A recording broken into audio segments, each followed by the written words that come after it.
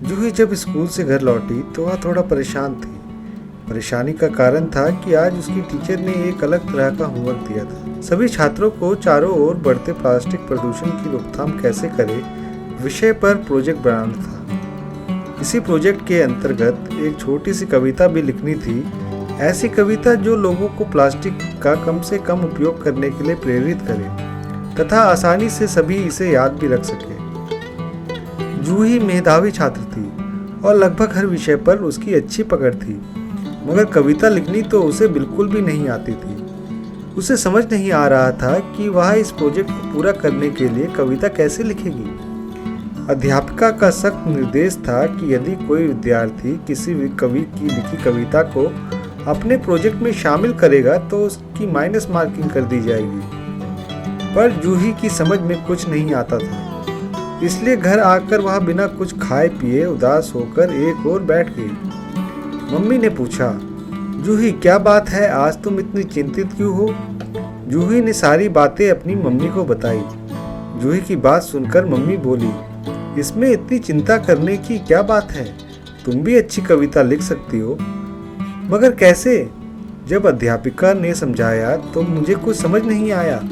जूही ने मुंह लटकाते हुए कहा, तुम जल्दी से कुछ खा लो और कुसुम आंटी के घर चली जाओ। वे एक प्रसिद्ध कवित्री हैं, वे तुम्हारी जरूर मदद करेंगी। कुसुम आंटी का नाम सुनते ही जूही खुश हो गई। वैसे भी उसे कुसुम आंटी से बात करना अच्छा लगता था।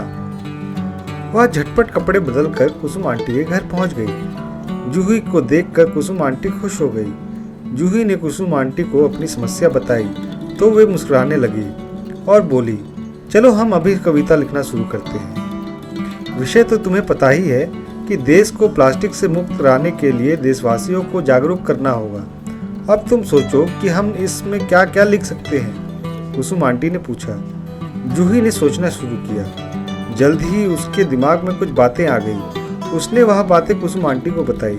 जूही, ये अच्छी बातें हैं। कविता का अर्थ है अपने विचारों को लयबद्ध छंदों में प्रस्तुत करना। गद्य और पद्य में यही अंतर होता है। आमतौर पर लोग अपनी बात को आसानी से कह देते हैं, मगर पद्य में लिखना उनके लिए मुश्किल होता है। पर तुम यह कर सकती हो। चलो पहले तुम अपनी बात को साधारण तरीके से बताओ। कुसुम आंटी ने जूही को प्रोत्साहित करते हुए कहा। जूही ने झिझकते हुए कहा, प्लास्टिक का अब गया जमाना। बहुत अच्छे, ध्यान से देखो। पंक्ति का आखिरी शब्द है जमाना। अब हमको इससे समान तुकांत वाले शब्द ढूंढने हैं। जैसे जमाने का समान तुकांत है खाना, जाना, आना, लाना, पाना, जमाना, नाना आदि। तुम ऐसे ही एक शब्द को लेकर अपनी दूसरी पंक्ति बना सकती हो। चलो मैं बनाती हूँ, सुनो। प्लास्टिक को बोलो अब नाना। दूसरी पंक्ति सुनते ही जूही ताली बजाने लगी और बोली, प्लास्टिक का अब गया जमाना, प्लास्टिक को बोलो अब नाना। कितनी सुंदर कविता बन रही है। चलो अब तुम तीसरी पंक्ति बनाओ। कुसुम आंटी ने जूही को फिर कहा। जूही फिर सोच में पड़ गई। कुछ सोचकर बोली, प्लास्टिक को मत पास बुलाना, इसको थोड़ा दूर भगाना। बहुत बढ़िया, कुसुम आंटी ने कहा। अब तुम इसी तरह कुछ और पंक्तियां लिख लो, बस बन जाएगी तुम्हारी कविता। इतना ध्यान रखो कि सभी पंक्तियों में विचारों का तालमेल ठीक बैठे। कविता की अंतिम दो पंक्तियों में उनको समेट भी लेना चाहिए, ठीक उसी प्रकार जैसे तुम निबंध आदि में करती हो। अब जूही को पूरी बात समझ में आ गई। धीरे धीरे अब उसे अध्यापिका की बात भी याद आ रही थी, जो कुसुम आंटी की बातों से मेल खा रही थी। वह बोली, बहुत धन्यवाद आंटी जी, शेष कविता मैं घर जाके पूरी कर लूंगी। ठीक है, अब कविता पूरी हो जाए तो मुझे भी दिखाना। थोड़ी बहुत कमी रहेगी तो मैं ठीक कर दूंगी। हाँ, एक बात और, कविता लिखने के बाद उसे बोलकर जरूर देखना। जब कविता में लय होगी तभी वह खूबसूरत कहलाएगी। ठीक है आंटी जी, कहकर जूही खुशी खुशी अपने घर चली गई।